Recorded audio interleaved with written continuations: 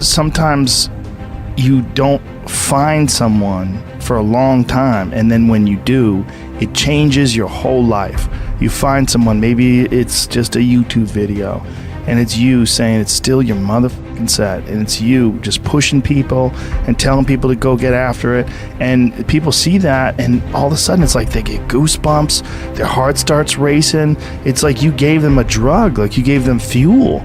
And then they want to change their life. Then they want to watch you tomorrow. And then they want to watch you when they're at lunch break. That's fuel. And you literally can change a person's life through that. Because we need each other. I mean, it's one more piece of evidence that we need each other. And that we have this sort of a very strange, loose-fitted community of all human beings together. When someone like you does something that's exceptional and says something that's exceptional and has these inspirational words, it can change a person's whole life, change their whole path, change who they are. I've gotten so many messages from people that say, I lost 130 pounds.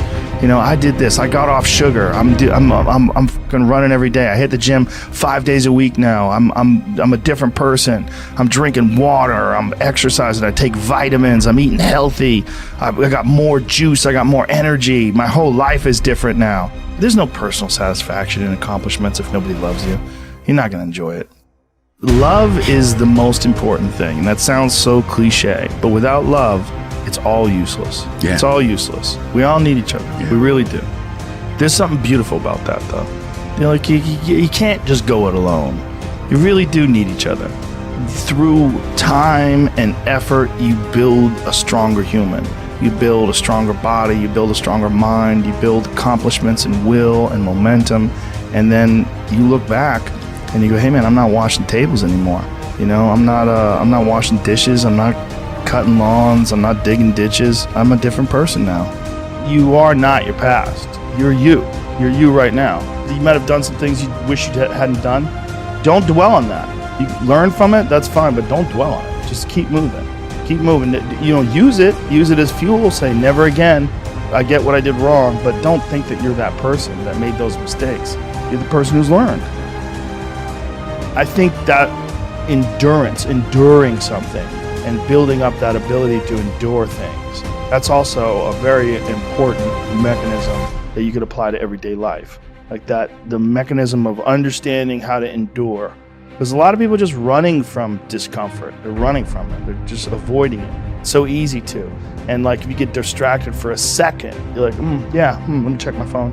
You just start going through your phone and looking at bullshit, and you're just distracting yourself from the tiniest frustration of boredom. Just the little, we don't get bored anymore. Or if we get bored for these tiny amounts of time, then you get distracted. So your distraction is eliminating your boredom. But the problem with that is like, there's certain thoughts that only come to you when you're thinking, when you don't have any input coming in. When we're constantly looking at our phones, the only input you're getting is input from other people. And sometimes that's good. Sometimes you get good stuff out of that. But it's like a diet of only fruit. You know, like, hey motherfucker, you need some protein. Yeah. Like this is, you need to get some other things in your diet. You know, and I think having discomfort in your diet, like having it as a regular part of your life, it minimizes the amount of other kinds of bullshit. And I think that insanity and greatness are next door neighbors, and they borrow each other's sugar.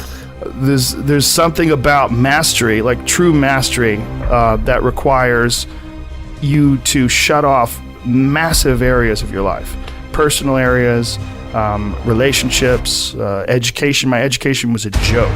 I mean, until I was 21 years old, until I started doing stand-up comedy, I didn't read books. I mean, I might have read a Stephen King book here and there to kill time while I was on the train on my way to training.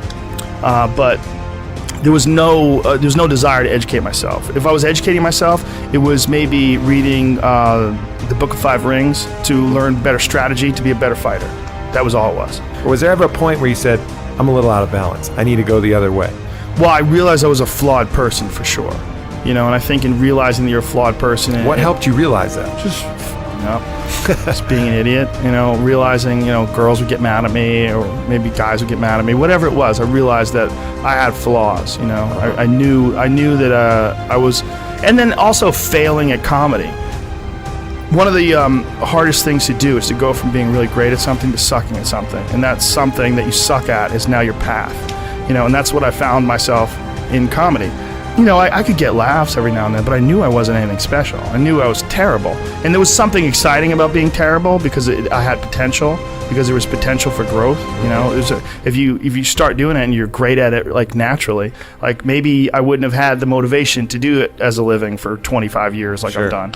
I don't know. But at that time, making that transition from martial arts competition to being a comedian, that's when I started going down the road of balance and started trying to balance myself as a person. And I started trying to almost educate myself to have more things to talk about on stage. And then along the way, my curiosity started to blossom. And then I started to just be interested in things for being interested in them. And as I got better as a comedian, I became less worried about what other people thought about me and more worried about just improving and keeping this sort of momentum going.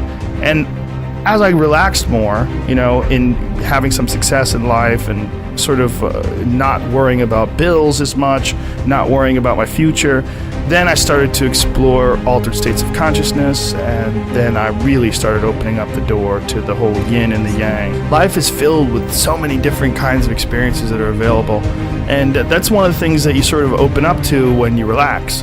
When you relax and you don't worry about what you look like, you don't worry about what you sound like, you don't worry about how people feel about you, because you've thought about all these different things on your own, and you've kind of corrected as many things as you can correct given that time period. But you feel comfortable that you're on a good path. Mm-hmm. Then you sort of can entertain ideas that maybe you wouldn't if you were insecure or more insecure. I think you have to be insecure if you're finite. We're worried about death. We're worried about disease. We're worried about loved ones. We're always going to be, in a certain sense, insecure. We're worried about being sexually attractive. We're worried about being socially interesting. Sure. There's always going to be some form of insecurity, but that's also part of the balance of life too. It's like you don't ever get to bliss. What you get to do is chase bliss. You get to enjoy the moment. The moment is amazing, and it'll go away, and you'll be fucking tired, and you got to get up, and you got to drive in traffic, and you're not going to like it, and you got to, do some shit you don't want to do. There's a lot of times where I work out where I don't want to, and I make myself do it. If I was living in bliss, I'd just be a fat sitting on the couch, thinking that I don't want to do that. My life is about enjoyment. No, there's enjoyment in doing things you don't enjoy.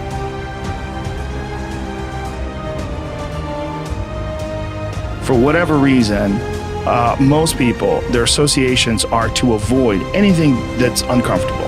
But it's so illogical, because when you look at comfort and you look at success and progress and the feelings of accomplishment and of getting past certain hurdles in terms of like how you feel about life, a lot of those are connected to discomfort. Like discomfort is your friend.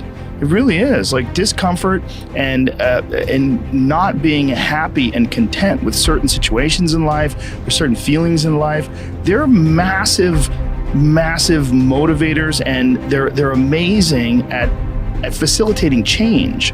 And yet our instinct is to avoid those and just sit on the couch and watch some reality show about dudes who make moonshine with our jaw open, like it's bizarre.